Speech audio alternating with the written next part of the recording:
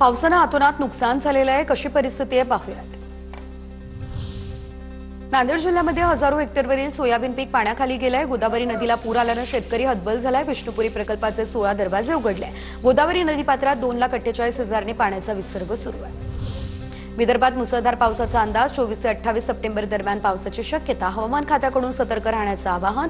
बंगालच्या उपसागरामध्ये कमी दाबाचा पट्टा। नांदेडच्या विष्णुपुरी प्रकल्पाचे 16 दरवाजे उघडले। गोदावरी नदीपात्रात 2,48,000 क्युसेकने पाण्याचा विसर्ग। नदीकाठच्या हजारो हेक्टरवरील शेती पिकांना फटका। अहिल्यानगर, नाशिक, संभाजीनगर, बीड जिल्ह्यामध्ये झालेल्या पावसामुळे गोदावरी नदीला पूर। बीडच्या परळीमध्ये पोहनेर गावाला दुसऱ्या दिवशी देखील पुराच्या पाण्याचा वेढा। नदीकाठच्या गावांमध्ये पुराचं पाणी शिरलं। शेती पाण्याखाली।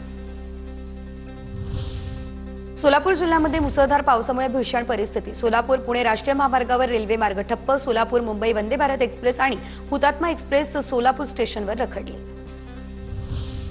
गोदावरी नदीला पूर आला। परभणीच्या गंगाखेडमध्ये शेतात साचलं पाणी। शेतात साचलेल्या पाण्यामध्ये पोहत शेतकऱ्यांची सरकारकडे मदतीची मागणी।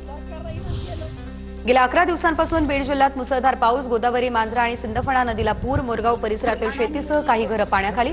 अतिवृष्टीचा फळबागांना मोठा तडाखा। अमरावतीच्या दर्यापूरमध्ये अतिवृष्टीचा फटका। शेती पाण्याखाली गेली। सोयाबीन पिकाचं नुकसान। सोलापूरमध्ये वाकावला पुराच्या पाण्याचा वेढा, तर रेस्क्यू टीम पोहोचली नसल्याचा गावकऱ्यांचा दावा। पुरामुळे या ठिकाणी पिण्याच्या पाण्याची देखील गावात सोय नाही, त्यामुळे ग्रामस्थ हवालदिल।